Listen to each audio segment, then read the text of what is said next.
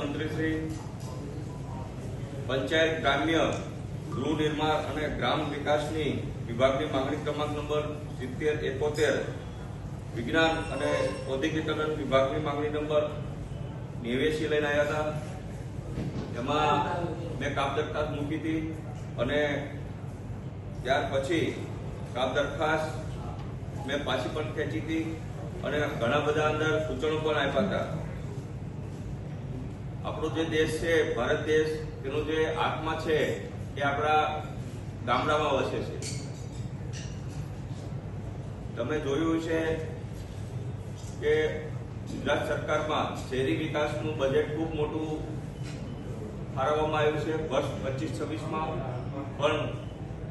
ગ્રામ્ય ગૃહ વિભાગનું બજેટ છે એ નવેલ ફાળવવામાં આવ્યું છે, એટલે કે ભેદભાવવાળી નીતિ રાજ્ય સરકાર દ્વારા કરવામાં આવી છે। જ્યારે ગૃહના મારફત મેં માનનીય મંત્રીશ્રીને સૂચન કર્યા હતા, જો ખરેખર સ્માર્ટ વિલેજ બનાવવા હોય તો દરેક ધારાસભ્યશ્રીએ દર વર્ષે 10 ગામ દત્તક લેવા જોઈએ અને આ 10 ગામને સર્વાંગી વિકાસ માટે અલગથી 5 કરોડ રૂપિયાની ગ્રાન્ટ ફાળવવી જોઈએ। સાથોસાથ જે ગ્રામ્ય કક્ષાના જે વીસી છે એને રાજ્ય સરકાર દ્વારા પગાર ચૂકવવામાં આવે 20,000 જેટલો અને એને કાયમી કરવામાં આવે। સાથોસાથ જે રીતના ધારાસભ્યશ્રીઓ સાંસદશ્રીઓને પગાર ભથ્થા મળે છે એવી જ રીતના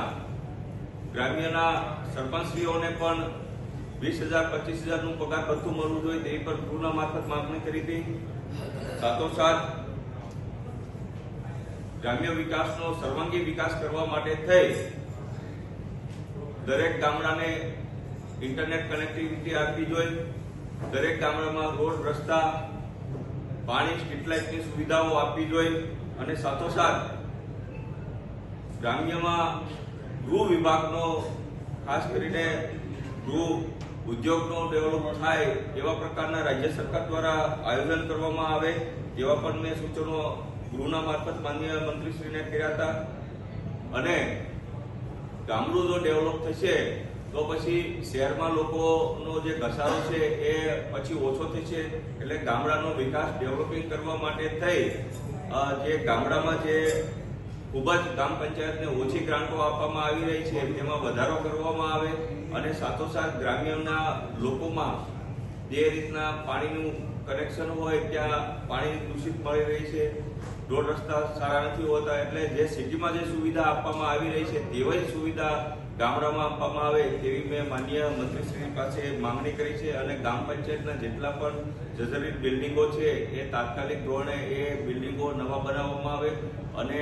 ઓબીસીની 27% અનામત ગ્રામ પંચાયતને આપી અને ગ્રામ પંચાયતની ચૂંટણી એટલે કે સરપંચની ચૂંટણી તાત્કાલિક કરવામાં આવે તેવી મેં ગૃહના મારફત આજે માંગણી કરી છે।